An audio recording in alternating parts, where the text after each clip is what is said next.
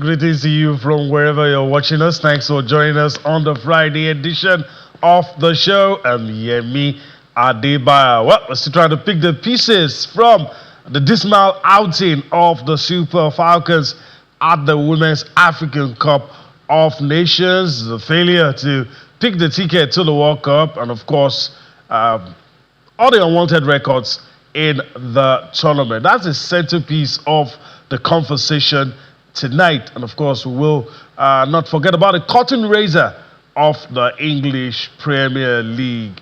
That's the center focus, like I said, on the show tonight. All the greetings to you wherever you are in the world watching us in London. I'm Austin Okonakwan. Yeah, Yemi, what a story. Unbelievable story. Tells you that football, again, I say it, when you think you know football, it will stun you. How would you explain the Super Falcons and their experience at the 2026 Women's Africa Cup of Nations? Unwanted records. But then again, in there lies a proper message. The Nigeria, it's time to reflect. You're no more that giant that you think you are. Get to work. All right, so it's time to go into that segment where all we do is talk about the Women's African Cup of Nations.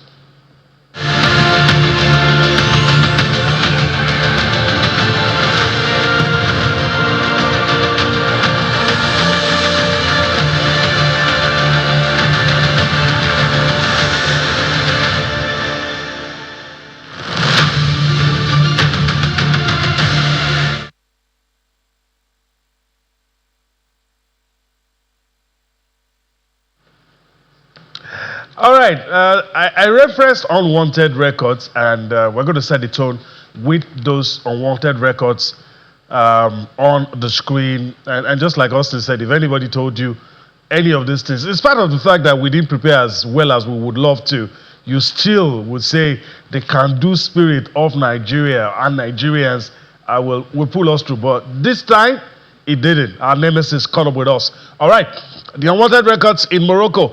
First loss to a tournament debutant. The 3-2 defeat to Malawi in the opening group match marks the first time in history Nigeria lost a WAFCON game against a debutant.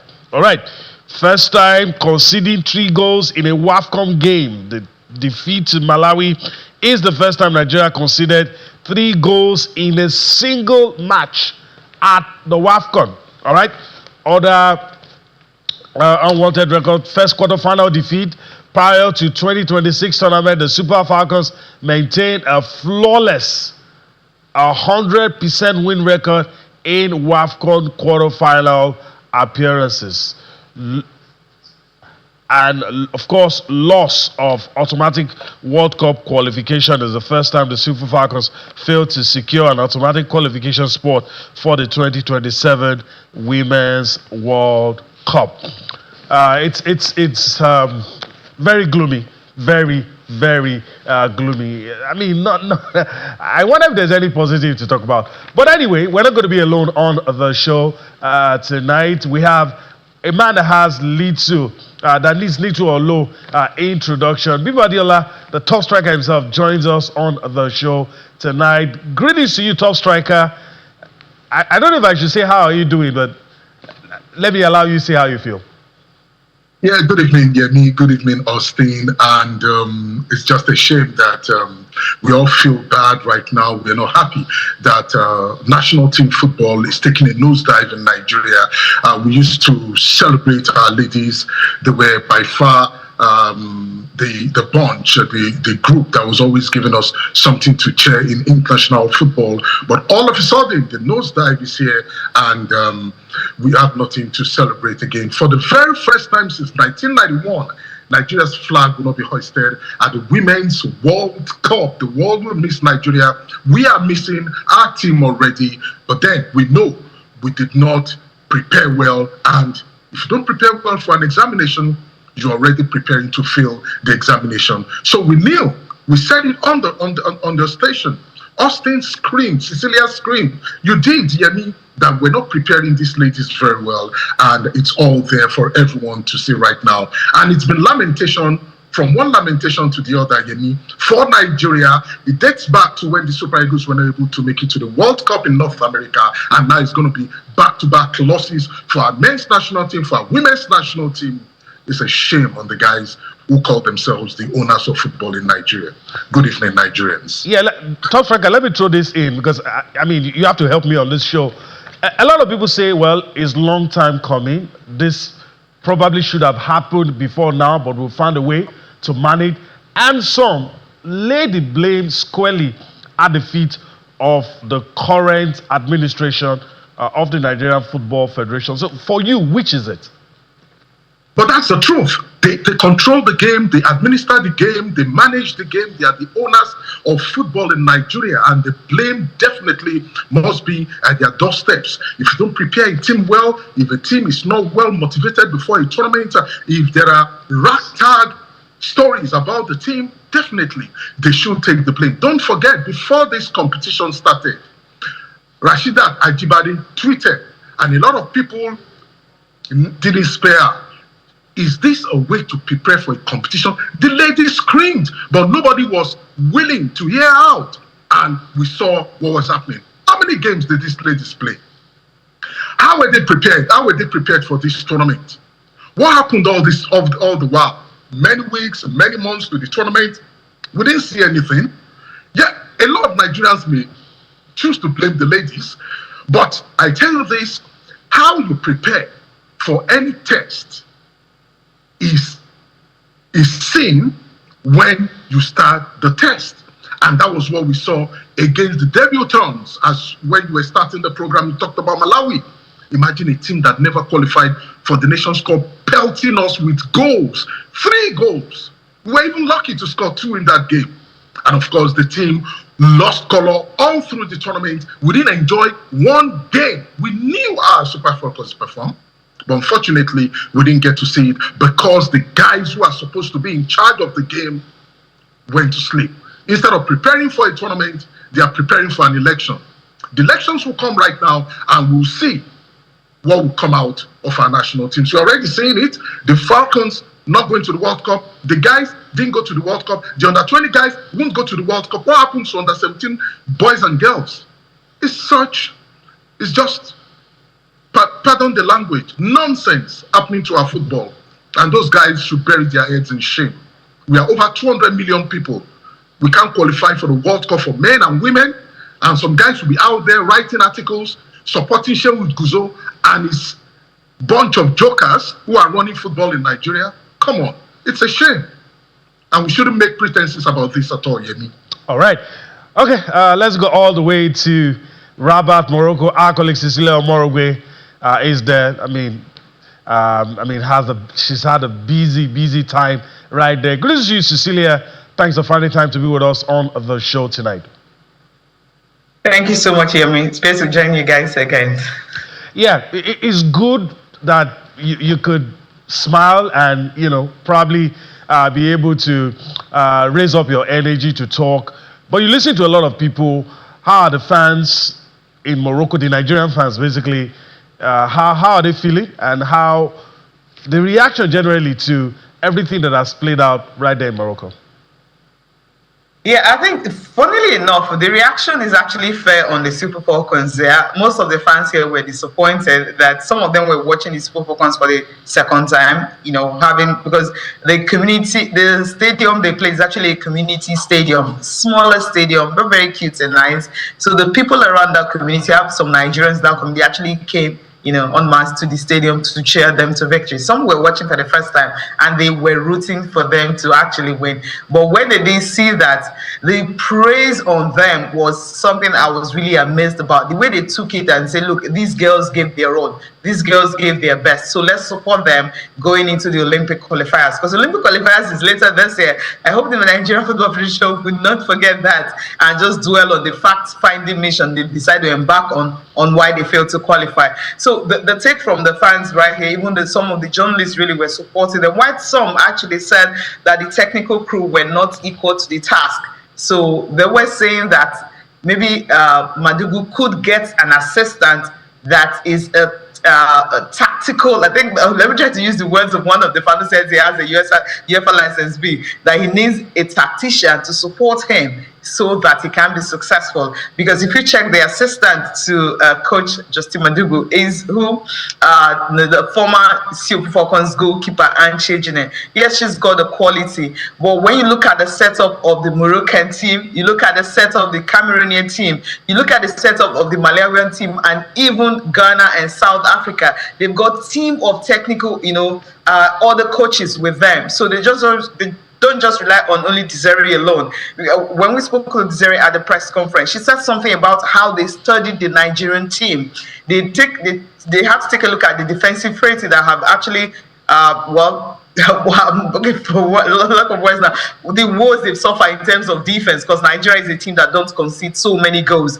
So they discovered that the fullback position was actually of suspect. Alozie not playing a natural position. She's a right back, but she's playing as a fullback, as a left back. They said they had to look at the spaces in between. Some of the coaches, he said that some of his people had to look at that, and they told that, look, this is how you exploit the Super Falcons, and this is what you do to beat them. And that was what they did. Even some of the players also said that they know that the Super Falcons have a way of pushing forward, and once they push forward, to track back is always difficult for them. And I ask myself, I watch all the games the Super Falcons have played, and most of the goals that were coming was coming from the position. Did we not see anyone? Because the bench is always full, but we have, like, when South Africa lined up, we have like 5 personnel lined up with the players, and we have like 7 lined up for Nigeria. No, 7 or 9.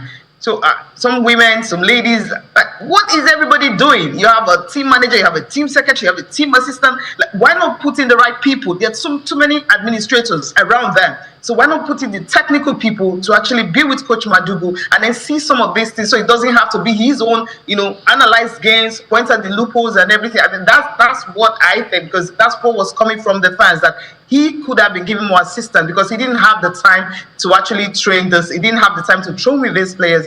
I asked him a question why he was always fielding Alozie as a left back. And what did he say? He said, look, he had a left back that came with him. He had 2. One was injured and the other did not live up to expectation, so he couldn't risk her. So he had to rely on Alozie, who had a woman of the match in one of the games that she played. And so she was overworked. And the South African coach Desiree noted that and said our fullback was overworked. Now she was overloaded. She was tracking back. And when assistant to Shola, who was literally assisted her in a position when she was on the field against South Africa, when she was taken out, that wing was exploited. Yeah. So these are some of the issues we look at. Apart from looking at the Nigerian Football Federation, apart from looking at some of the players, let's also take a look at the technical ability, maybe of the technical crew, and not just that. If maybe Coach Madugu had time to actually prepare the players, he could have been able to look for a fullback, a left back in the league, and bring her into the squad and have training time with the player and be able to have the one that would be suitable for the Super Falcons. Yes, he said he got, but not at the level he wanted. Everybody will come out and start saying these things. Like, oh, he played this one out of position. He played that one out of position. But Michelle Alozie played that role, and as you mentioned, got the woman of the match and won. In a match that was pivotal for the team. And I remember when Ashley Plumpter joined this team. She's a center back. I've talked about her over and over again. And the coach took her to the left wing, and she did well. She busted. These guys are professionals. Let's just say that this is destiny for Nigeria, and it's the only way for us to now look just one place. Everybody lies. Let them come and say, Austin, why are you doing this? Nigeria Football Federation. It is time for us to be sincere and say, look, the people that are running football in Nigeria, and they know nothing about it. If we all want to be sincere, Justin Madugu that we are blaming, at what point did he come in to step in as coach of the team? We were crying, shouting, what is the contract of this man? What are the terms and conditions? It's all on the Nigeria Football Federation, because everything rises and falls on leadership. So Brian Gusso and his team, all this English that they are speaking and saying people just talk anyhow. We keep talking anyhow until you fix our football, take it to the stage where we know it to be, and then we start shining again. So now is the time to reflect and just start over again. It is what it is. No World Cup for Nigeria, men and women under 17, under 20. This is monumental failure. There is nothing you can come and say, and all of this bimbo, they are looking for fact finding. Say they are doing fact finding mission again. That we know that the problems are glaring right in front of us. You know what? Justin Madugu has played 28 matches for Nigeria, 19 wins, bimbo, 4 draws, and just 4 losses. And everyone is coming for the guy, you know. And now the NFF, they have said that, look, I will give Ambassador Fani Amun a call. And I said, why are you letting these people try to make you spoil your name?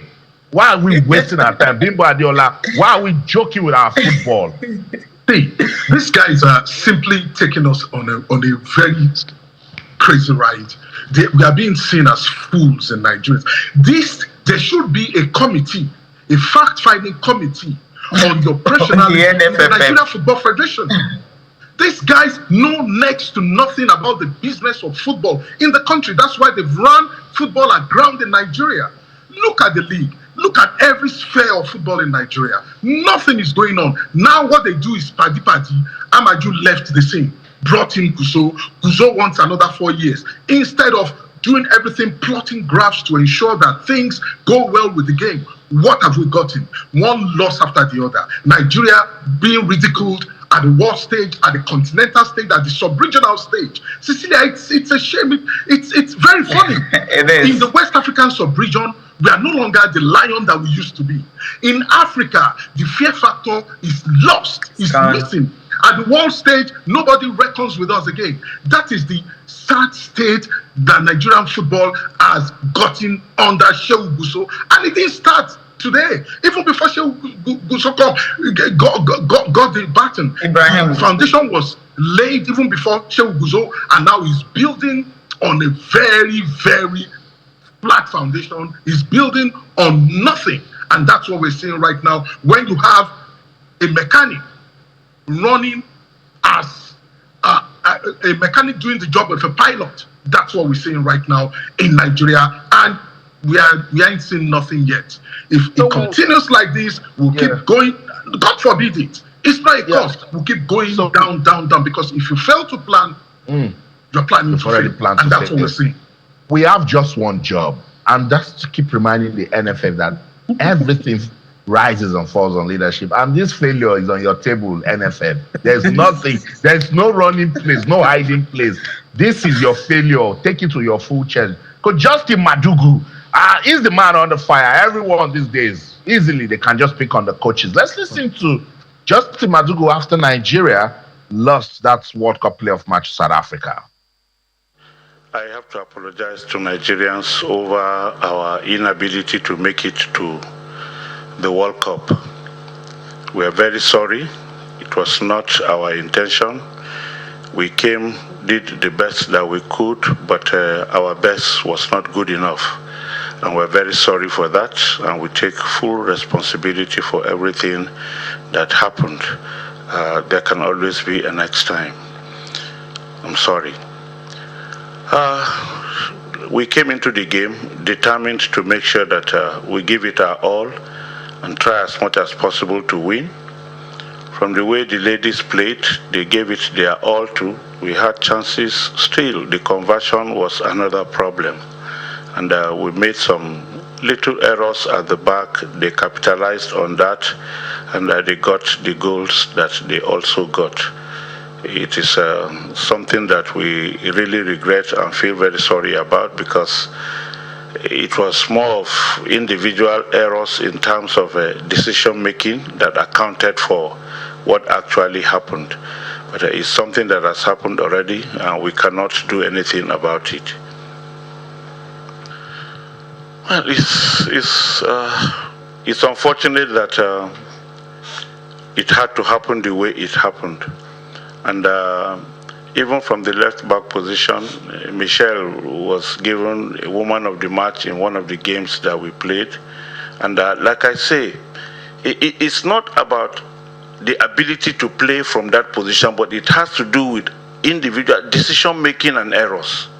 It's about decision making. If we take the right decisions and we do the simple things that we needed, these things were avoidable.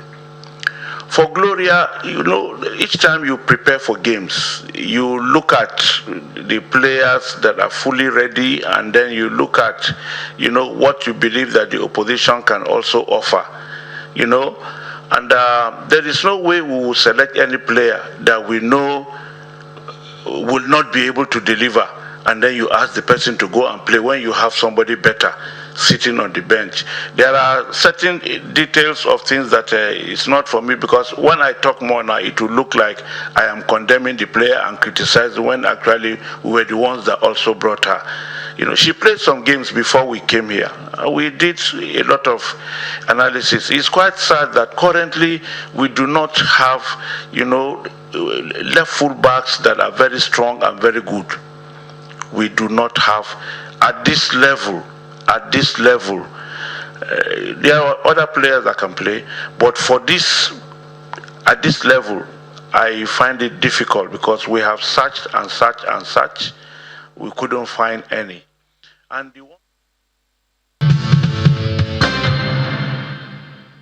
Welcome back, Sports Tonight, on your award-winning sports-loving channels, television. Yes, we're reviewing Nigeria's terrible performance at the Women's Africa Cup of Nations in Morocco. We're not used to speaking about the Super Falcons this way, and that's why I'm giving the Nigeria Football Federation their results in all its glory tonight on the show. You listen to Coach Justin Madugu, and look, the man said what he said.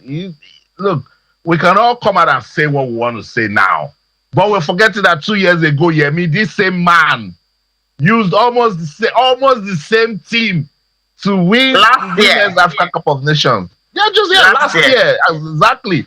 And nobody came out that time to sing all these rhythm and blues that we're hearing now about Coach Justin Madugu, and we're forgetting leadership. If you put them side by side, Coach Desiree Ellis has been on this Bayana job for 10 years, and put Justin Madugu. And we've not been, I'm about to take it local, because that's the best way to explain this thing. And we don't hear all of these contract issues that we hear with Madugu, with Desiree Ellis, and the sort of working condition. Yet Justin Madugu has some way, somehow, given us a team. But look, there's just little talents can do. I'm resisting the temptation to dive in. Cecilia has said everything I wanted to say, so I don't think there's anything left to be said. It's painful. We're about to listen to Desiree Ellis, and it's painful to hear her tell us how she punctured our team, how she, spotted the loopholes, used it against us. We're used to hearing our coaches talk about victories. Now we're listening to coaches telling us how they slapped us left, right, and center. It's painful to hear, but maybe this will make us sit up. Let's listen to Banyana coach Desiree Ellis talking about our team taking the step in the right direction and still on that pathway to getting a ticket to the World Cup by beating Nigeria Super Falcons. 2 minutes. I don't think it was stress. I think we just tried to make things difficult for ourselves. But the dream is still alive. I think we started really well. We had a lot of possession, but we never really threatened. I think they had more shots. But I think when we came out at halftime, we really, moved the ball around. And first goal, great chance, almost got a second, and then they had a big chance, and Kaylin made a huge save. I think that probably was the turning point. And on the other side, we then get another chance, and it's 2-0, and we could have gone 3 up. And of course, then they get the penalty. But this team never gives up. I said yesterday, we know how important this game is. There's no motivation. You playing one of the big guns on the continent. Besides that, there's a lot at stake, and we get another opportunity to go forward in our objective to qualify for the World Cup, and we're still in it. So, I have to just congratulate the players, the technical staff, everybody, because it was a lot of hands on deck over this last couple of days to make sure that we get to this point. We changed the team a bit, and I'm not sure they were ready for that surprise, but probably took them a while, and then when they got into the game, we saw how good they were. But I think we were very resolute, went in at half time, changed a few things, and obviously got the goals. But I think a lot of people back home are probably asking why we didn't play like that from the beginning. But like I say, we sometimes like to make things difficult for ourselves. But yeah, the dream is still alive. It's painful to watch. It's painful to listen to. I grew up in an era where if we're playing South Africa, we're going to ask how many goals. Now my children, they're growing up in an era where South Africa is a rival. It was an insult to call South Africans a rival when I was growing up. I want to ask me about this because, it's not all about the Super Falcons. We have to talk about the finalists they've merited. But I want to ask you this. Where do we go from here? I mean, because there's no lower point that we can sink to other than this. I mean, I don't think there's any worse situation we can find ourselves than where we currently find ourselves now. So the point now is, what do we do? Do we accept this as our lot? I mean, I just don't know. Then Nigeria is made up of brilliant, hard-working, and forward-looking people. Not the kind of situation that the Nigeria Football Federation, because of their myopia, has gotten the country. Now, let me go back to the Super Falcons. We are unfair to these ladies.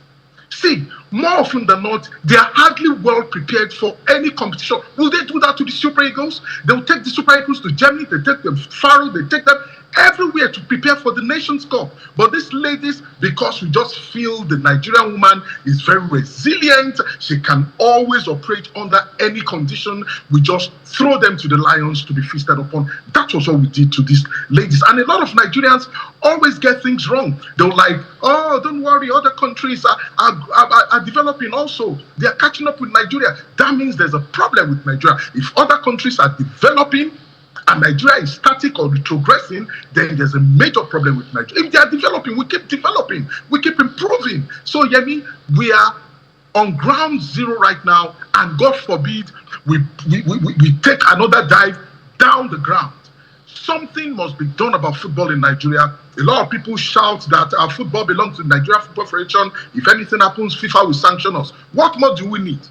Even if FIFA sanctions us right now, are we going to any World Cup? We put our house in order. These guys don't know anything. They can't do nothing to save football in Nigeria. Everything, like we say in local parlance, everything does cut out. Everything right now, from under 17 men and women, from under 20, we are not sure of the Olympics any longer. We are not playing in any of the World Cups. Our flag, our beautiful green and white colors, the wonderful supporters that we have everywhere in the world. Imagine with the problems we're having in Nigeria. If the Nigerian national team is playing in any competition, you just see Nigerians coming from every corner of the world to support the country. We ain't going to be seeing that right now. Now, let me be selfish. I'm a sports business person. Nothing will come to the table. These guys, they will collect money if they are playing. They will collect their extra code. They will collect whatever they have because they are running football. For us, for Channels Television, imagine Nigeria being in North America 2026 FIFA World Cup. Imagine how much money Channels will make. Imagine the level of adverts and sponsorship. Right now, the Women's World Cup is coming. Cecilia, for instance, would have loved to go to Brazil to cover the Women's World Cup for Nigeria. Channels Television will get some sponsorship. And it happens to people like us who are independent producers too. Nothing. That woman on the street, that man on the street who has a little bar that people will crowd to come watch Nigeria play at the world level, they are losing. Those guys who are selling fixtures, because we're talking about this, we're talking about a whole gamut of activities. That's what these guys don't know. They don't know.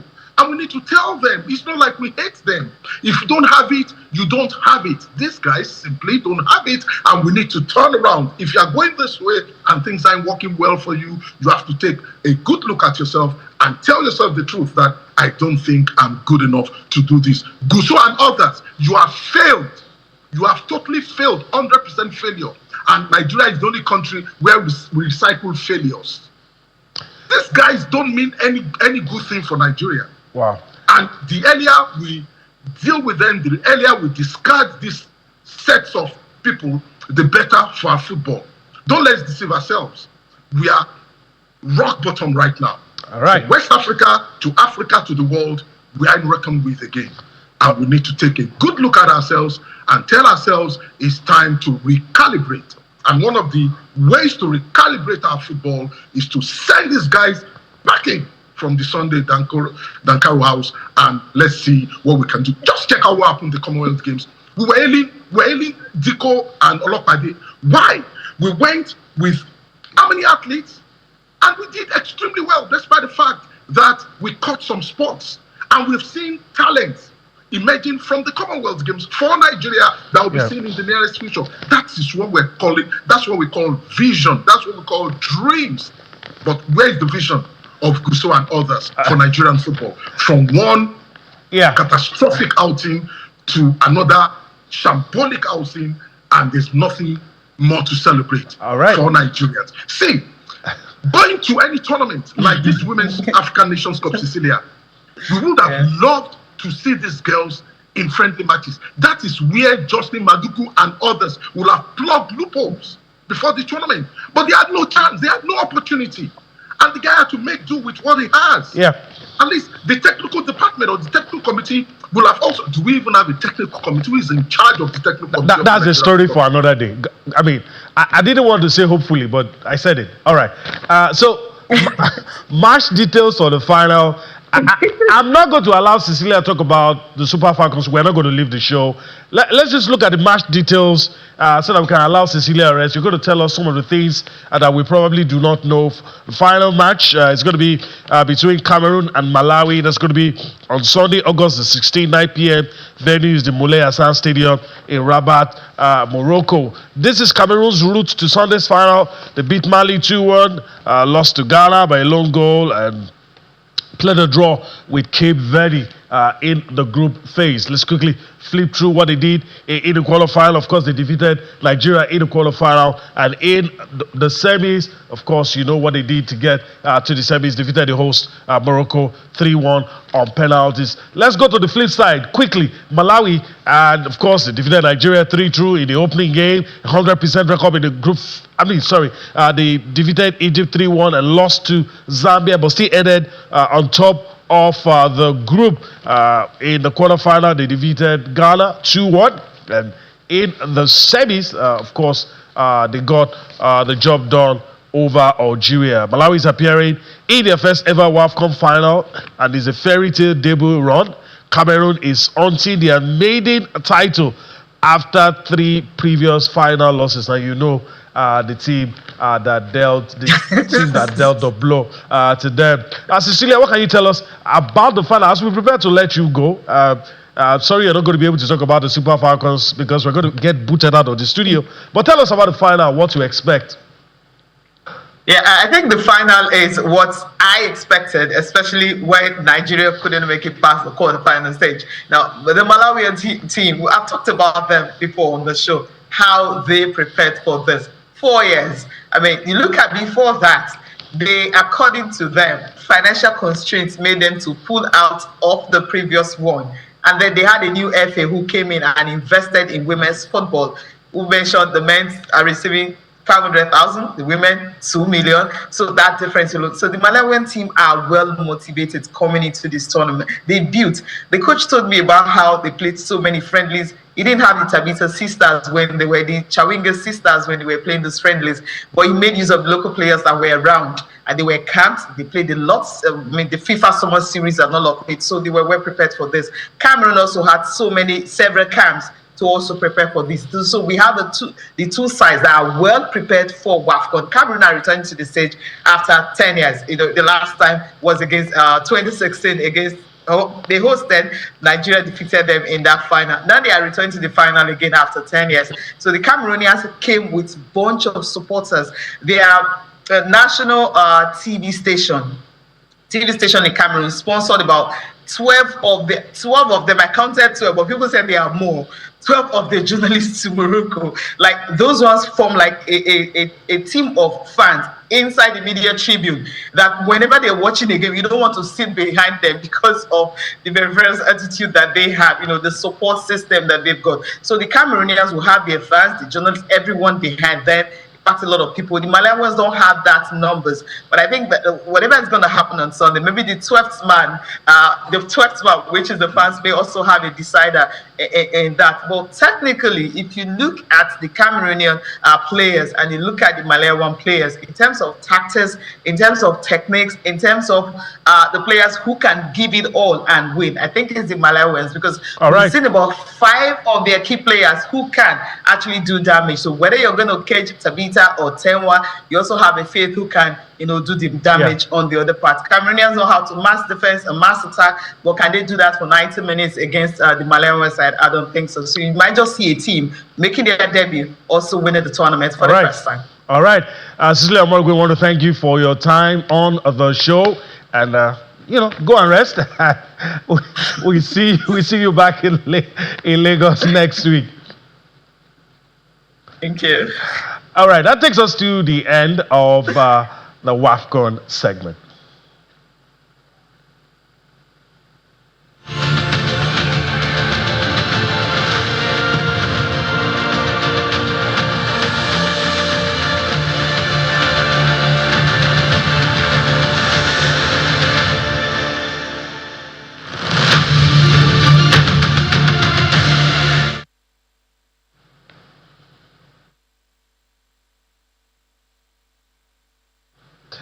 All right, let's move on the show. We are on the home stretch. We're pressed for time. But let's talk about the curtain raiser in the English Premier League. And we're going to Austin's backyard now. There you have it on the screen, the Community Shield. Arsenal taking on Manchester City. At the time, it's 3 p.m. at the Principality Stadium in Cardiff, Wales. I mean, a departure from Wembley, where it usually takes place. I mean, also let me yield to you.